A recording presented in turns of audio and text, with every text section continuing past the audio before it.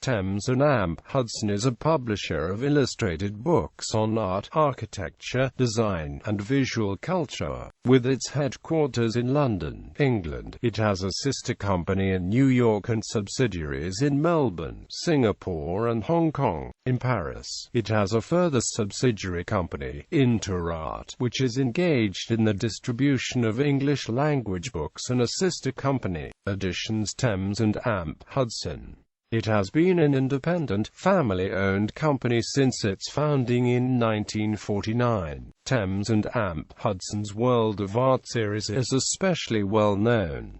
In particular, A Concise History of Painting, From Giotto to Cézanne by Michael Levy, originally published in 1962, is a classic and authoritative introduction to the history of European art from the beginnings of perspective in Italy to the foundations of modern art at the start of the 20th century. Thames and Amp Hudson employs some 200 people worldwide, mostly in the London headquarters, with an annual publishing program that releases approximately 180 books a year on art, photography, architecture, graphics, three-dimensional design, gardens, fashion and textiles, archaeology, history, travel, lifestyle and interiors, and popular culture. History. Thames and Amp Hudson was established by Walter Neurath, who was born in Vienna in 1903, and his wife Eva Neurath. He left that city, where he ran an art gallery and published illustrated books with an emphasis on education,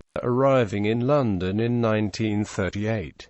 He initially worked as production director of Outprint, a business established by fellow Viennese émigré Wolfgang Fogges. Neurath and Fogges went on to pioneer the concept of what is today known as book packaging, in which book ideas are conceived, commissioned, produced, and sold to publishers in different markets in their own languages and under their own imprints in order to create large print runs and lower unit production costs. Neurath's concept was the first sign of many innovations that through Thames and Amp Hudson he would later introduce to the world of publishing. Wishing to take co-edition book packaging further and recognizing the need to amortize the high production costs of illustrated books, Neurath established his own publishing house, incorporating offices in London and New York in the autumn of 1949.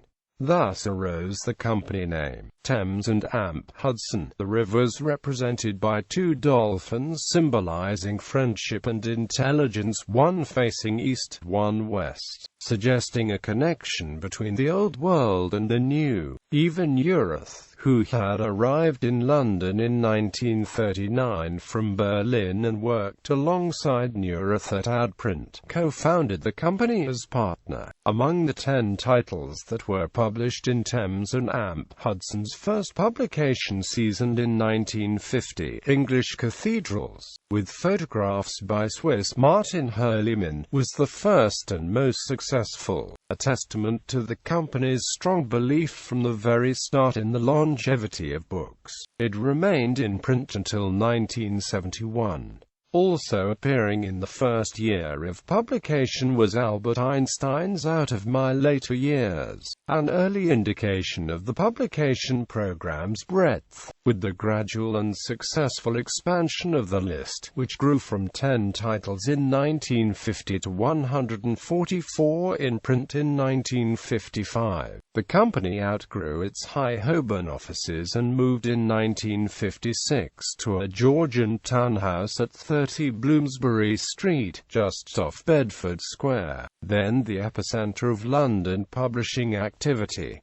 The company remained at that address, eventually expanding to 5 houses, until 1999. In 1958, Thames and Amp Hudson launched what is one of its best-known series, The World of Art, which from the subsequent decades provided the backbone of its highly varied list. Characterized by the pocketable size and black spines, little black art books, the series expanded in just 7 years to include 49 titles. More than 50 years later, over 300 titles have appeared in the series, and many remain in print today. Other major series that imparted depth and prestige to the list were Ancient People and Places, edited by Glyn Daniel, who from the 1950s helped to pioneer a wider interest in archaeology, on television and in book form. More than 100 titles were published in the series over a 34-year period. The large-format Great Civilizations series,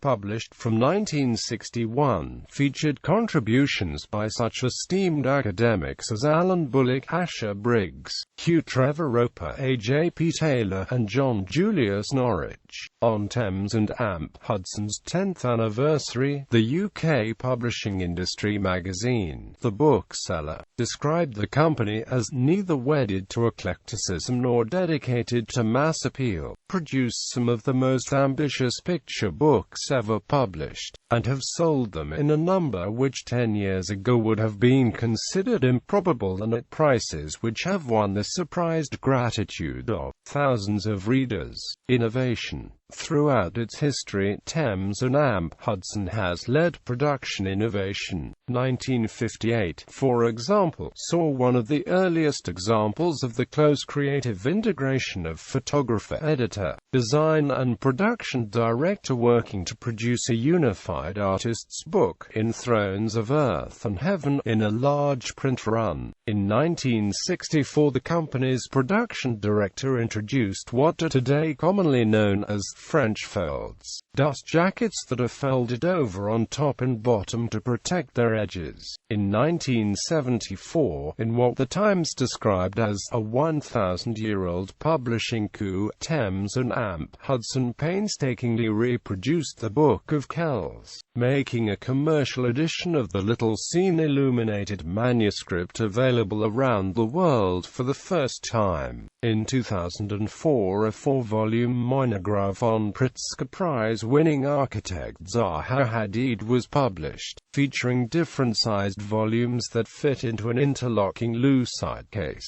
Having built one of the most important publishing houses in Europe in fewer than 2 decades, Walter Neurath died in 1967 at the age of 63.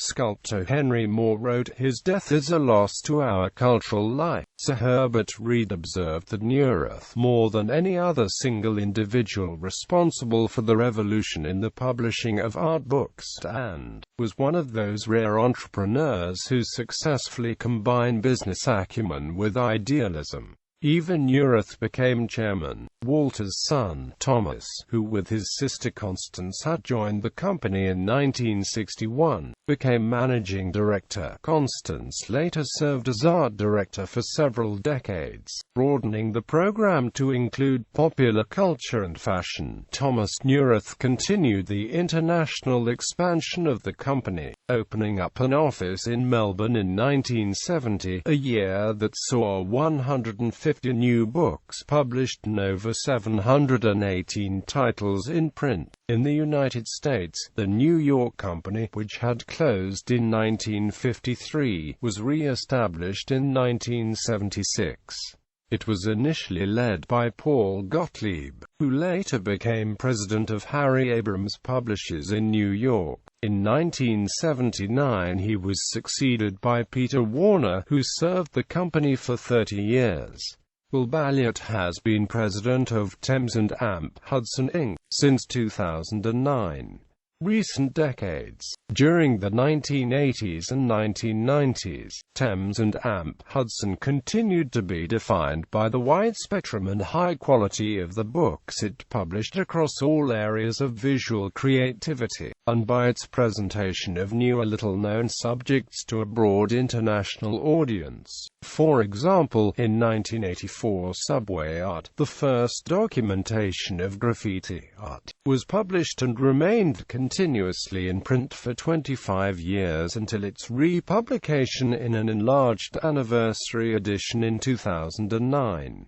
In 1988, at the dawning of the digital era, a monograph on Neville Brody heralded the new importance of the graphic designer as more and more people turned to website design. In 2000, the company launched Hip Hotels, giving rise to an era of lifestyle travel books targeted at a more globally mobile audience. The year 1999 witnessed two significant events: the death, at the age of 91, of Eva Neurath, the founding partner who had served as chairman for 32 years, and the 50th anniversary of the company. That year, Thames&Amp Hudson moved from its Bloomsbury offices back to an address on High Holborn, with a space designed by architect John McCaslan. The company's dolphin logo, more or less unchanged during the previous 5 decades, was redesigned by UK brand consultancy The Partners. By 2000, Thames&Amp Hudson had opened offices in Paris, Singapore and Hong Kong. In 2005, Jamie Camblin, who had joined the company in 1969, became managing director, with Thomas Neurath becoming chairman of the board. Both relinquished the posts in September 2013, when Rolf Grisbach became Thames&Amp Hudson's chief executive officer, and Tim Evans, formerly sales and marketing director, took up the post of chairman. Susanna Reich-Neurath, who led T&Amp-H's foreign rights department from 1992 to 1999, became deputy chairman, joining Johanna Neurath, design director, as representatives of the founders' family at Thames&Amp Hudson. Both are daughters of Thomas Neurath.